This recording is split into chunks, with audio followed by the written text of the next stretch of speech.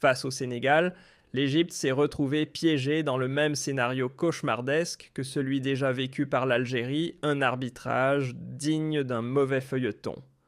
Rien qu'à l'évocation de ce match, les passions s'enflamment et les critiques fusent, remettant une nouvelle fois sur la table un débat devenu presque rituel, celui de la fiabilité des arbitres africains. Car au-delà du simple sifflet, ce sont bien les décisions ou leur absence qui redessinent le cours d'un match, influencent bien son issue et injectent une dose de tension aussi bien sur la pelouse que dans les tribunes. Ce qui s'est passé sur la pelouse ne ressemble en rien à de simples couacs d'arbitrage ou à des instants de panique.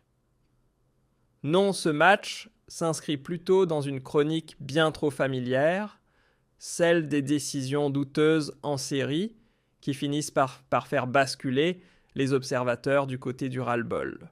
À tel point que beaucoup n'hésitent plus à qualifier l'arbitrage de catastrophique, renvoyant à ces souvenirs amers où l'Algérie, elle aussi, avait eu l'impression de jouer non pas à 11 contre 11, mais contre un 12e homme en noir censé être impartial, mais dont l'impartialité semblait avoir disparu avec le coup d'envoi.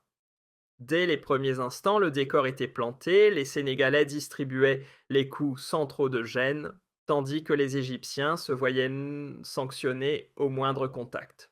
Une justice à deux vitesses qui a vite déséquilibré le jeu, allumant une mèche de frustration côté égyptien. Réclamations, regards interloqués, haussements d'épaules, les signes d'un ras-le-bol généralisé ont envahi la rencontre comme si l'équité avait elle aussi décidé de quitter le stade. Il ne faut pas croire que les protestations égyptiennes sortaient de nulle part, ou qu'elles étaient simplement dictées par la tension du match. Non, elles étaient sur le fruit d'un trop-plein nourri par une avalanche de décisions absurdes, notamment dans des cas où la faute sautait aux yeux et appelait au minimum un avertissement, sinon une expulsion directe. L'image la plus choquante de la première mi-temps, un joueur égyptien fauché en pleine course par un tacle aussi tardif que dangereux. Étendu au sol visiblement sonné, il aurait dû obtenir justice. Et pourtant, rien. L'arbitre imperturbable a fait signe de jouer comme si de rien n'était. Pas de VAR, pas de pause, pas même un doute. De quoi faire exploser le staff égyptien, forcer le capitaine à se ruer vers l'arbitre pour réclamer, en vain, un minimum de bon sens. Cette scène, malheureusement, n'a rien d'un cas isolé. Elle a réveillé chez les Algériens de douloureux souvenirs, ceux de matchs où les appels à la justice restaient lettres mortes comme si crier dans le vide était devenu une routine. Ce jour-là, l'homme en noir s'est illustré non seulement par sa clémence injustifiée, mais aussi par son étrange frilosité à utiliser la technologie. La VR, officiellement présente, oui. En pratique, une décoration. Face au Sénégal, l'Égypte s'est retrouvée piégée dans le même scénario cauchemardesque que celui déjà vécu par l'Algérie, un arbitrage digne d'un mauvais feuilleton. Rien qu'à l'évocation de ce match, les passions s'enflamment et les critiques fusent, remettant une nouvelle fois sur la table un débat devenu presque rituel, celui de la fiabilité des arbitres africains. Car au-delà du simple sifflet, ce sont bien les décisions ou leur absence qui redessinent le cours d'un match, influencent bien son issue et injectent une dose de tension aussi bien sur la pelouse que dans les tribunes. Ce qui s'est passé sur la pelouse ne ressemble en rien à de simples couacs d'arbitrage ou à des instants de panique. Non, ce match s'inscrit plutôt dans une chronique bien trop familière, celle des décisions douteuses en série qui finissent par faire basculer les observateurs du côté du ras-le-bol. À tel point que beaucoup n'hésitent plus à qualifier l'arbitrage de catastrophique, renvoyant à ces souvenirs amers où l'Algérie, elle aussi, avait eu l'impression de jouer non pas à 11 contre 11 face au Sénégal, l'Égypte s'est retrouvée piégée dans le même scénario cauchemardesque que celui déjà vécu par l'Algérie, un arbitrage digne d'un mauvais feuilleton. Rien qu'à l'évocation de ce match, les passions s'enflamment et les critiques fusent, remettant une nouvelle fois sur la table un débat devenu presque rituel, celui de la fiabilité des arbitres africains. Car au-delà du simple sifflet, ce sont bien les décisions ou leur absence qui redessinent le cours d'un match, influencent bien son issue et injectent une dose de tension aussi bien sur la pelouse que dans les tribunes. Ce qui s'est passé sur la pelouse ne ressemble en rien à de simples couacs d'arbitrage ou à des instants de panique. Non, ce match s'inscrit plutôt dans une chronique bien trop familière, celle des décisions douteuses en série qui finissent par faire basculer les observateurs du côté du ras-le-bol. À tel point que beaucoup n'hésitent plus à qualifier l'arbitrage de catastrophique, renvoyant à ces souvenirs amers où l'Algérie, elle aussi, avait eu l'impression de jouer non pas à 11 contre 11, mais contre un 12e homme en noir censé être impartial, mais dont l'impartialité semblait avoir disparu avec le coup d'envoi. Dès les premiers instants, le décor était planté, les Sénégalais distribuaient les coups sans trop de gêne, tandis que les Égyptiens se voyaient sanctionnés au moindre contact. Une justice à deux vitesses qui a vite déséquilibré le jeu, allumant une mèche de frustration côté égyptien. Réclamations, regards interloqués, haussements d'épaules, les signes d'un ras-le-bol généralisé ont envahi la rencontre comme si l'équité avait elle aussi décidé de quitter le stade. Il ne faut pas croire que les protestations égyptiennes sortaient de nulle part, ou qu'elles étaient simplement dictées par la tension du match. Non, elles étaient sur le fruit d'un trop-plein nourri par une avalanche de décisions absurdes, notamment dans des cas où la faute sautait aux yeux et appelait au minimum un avertissement, sinon une expulsion directe. L'image la plus choquante de la première mi-temps, un joueur égyptien fauché en pleine course par un tacle aussi tardif que dangereux. Étendu au sol visiblement sonné, il aurait dû obtenir justice. Et pourtant, rien. L'arbitre imperturbable a fait signe de jouer comme si de rien n'était. Pas de VAR, pas de pause, pas même un doute. De quoi faire exploser le staff égyptien, forcer le capitaine à se ruer vers l'arbitre pour réclamer, en vain, un minimum de bon sens. Cette scène, malheureusement, n'a rien d'un cas isolé. Elle a réveillé chez les Algériens de douloureux souvenirs, ceux de matchs où les appels à la justice restaient lettres mortes comme si crier dans le vide était devenu une routine.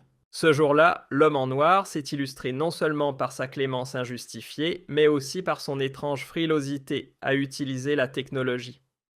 La VR, officiellement présente, oui. En pratique, une décoration. Sélectivement invoquée, soigneusement ignorée, comme si elle n'était là que pour faire joli.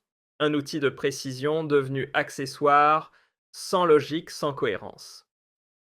Quand les décisions clés deviennent une loterie, il est difficile de croire encore à une quelconque objectivité. Dans ce match brûlant d'enjeux, chaque coup de sifflet semblait sortir d'un chapeau, bien loin de l'esprit du règlement ou de sa stricte application. Et dans ce genre de confrontation, où la moindre erreur peut faire tout basculer, ces incohérences n'ont pas juste froissé, elles ont profondément entamé la crédibilité du match. Comme l'Algérie avant elle, l'Égypte s'est retrouvée dans une équation impossible, affronter non seulement l'adversaire officiel, mais aussi une forme d'arbitrage fantôme insaisissable et souvent hostile. Dans ce climat-là, impossible de jouer l'esprit libre. Les nerfs lâchent, la concentration se fissure et la performance en prend un coup. Quand les joueurs sentent que tout peut s'effondrer sur un simple coup de sifflet injuste, le terrain devient un champ miné psychologique. Mais cette fois, les Égyptiens ont refusé de baisser les bras. Ils ont répondu en montant au front, en multipliant les interpellations, en exigeant haut et fort l'usage de la VAR et en confrontant sans relâche le corps arbitral. Une attitude qui certes montre une volonté de faire respecter leurs droits, mais qui révèle aussi un malaise bien plus profond quand on en vient à devoir se battre pour obtenir justice à chaque action, c'est qu'on ne croit plus au système. Et là, c'est toute la confiance envers l'arbitrage qui s'effondre. Le scénario n'est pas inédit côté algérien, on avait déjà vu ça. Lors d'un match tendu, l'absence de réaction des joueurs avait laissé place à un flot de spéculation. Pourquoi ce silence, résignation, mépris, ou simplement la certitude que protester ne sert à rien dans un système bancal? Et pourtant, on aurait pu croire qu'avec tous les progrès annoncés, arrivée des outils technologiques, formation à gogo pour les arbitres, l'arbitrage africain allait enfin prendre un virage sérieux. Mais non, on est encore coincé dans les mêmes travers, décisions incohérentes, erreurs en série et coordination douteuse entre l'homme au sifflet et ses collègues derrière les écrans. Résultat. Des compétitions qui perdent en crédibilité à chaque match. L'Égypte contre le Sénégal n'a donc été qu'un épisode de plus dans une saga continentale. Une histoire qui se répète d'un stade à l'autre, d'un drapeau à l'autre. Des fautes non sifflées ici, des VAR oubliés là, et surtout un sentiment commun, celui de jouer avec des règles floues. Du côté égyptien, la colère n'a pas mis longtemps à exploser.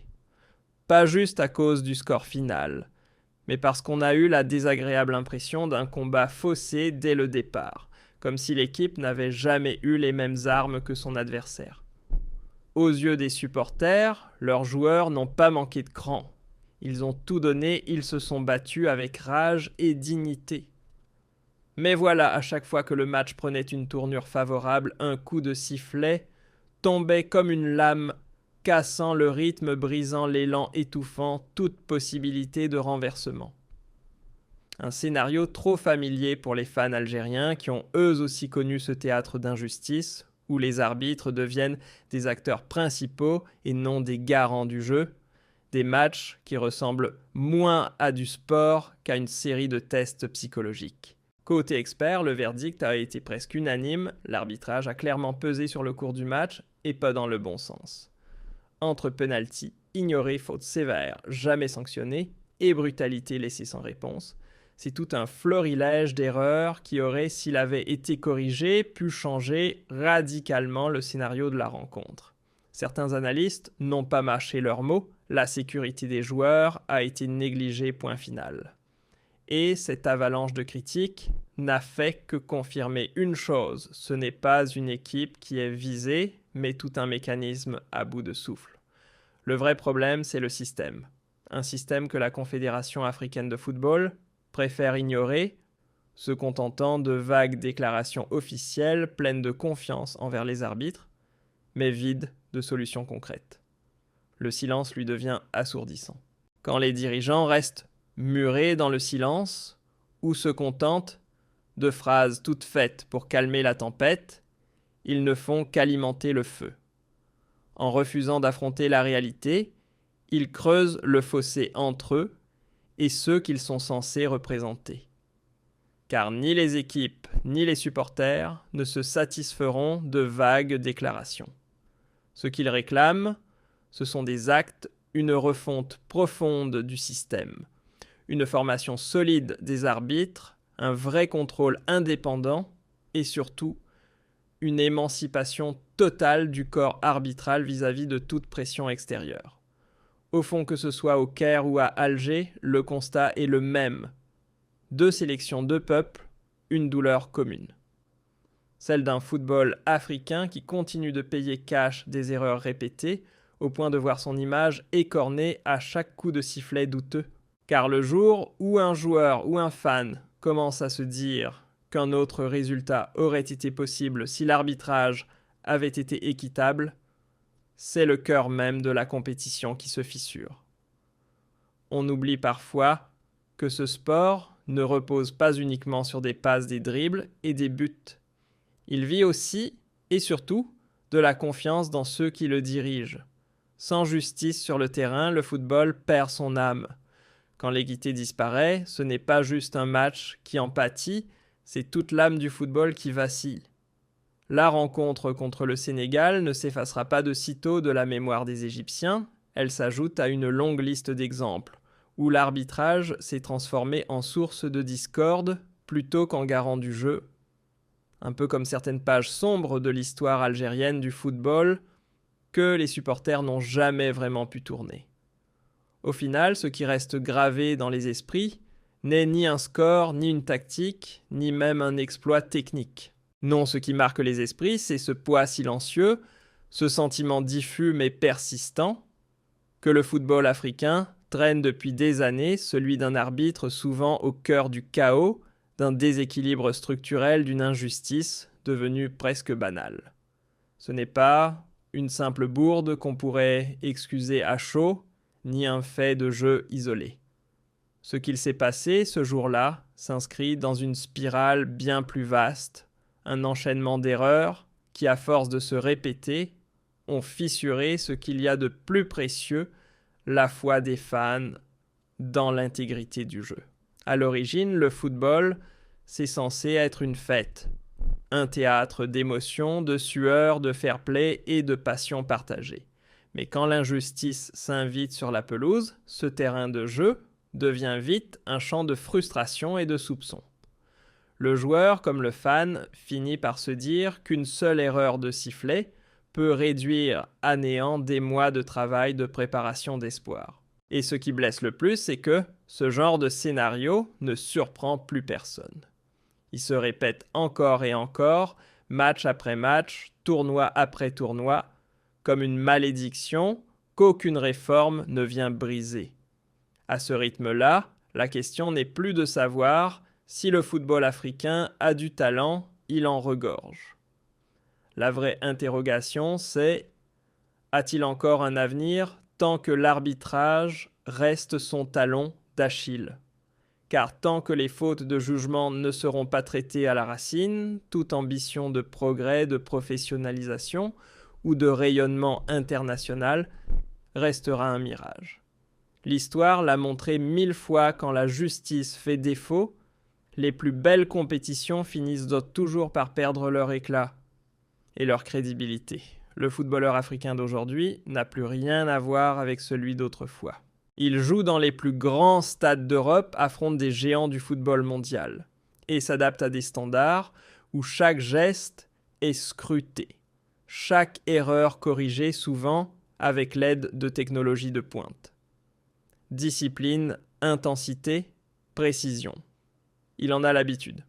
Mais dès qu'il revient sous le maillot national pour représenter fièrement son drapeau en compétition continentale, il découvre un autre monde.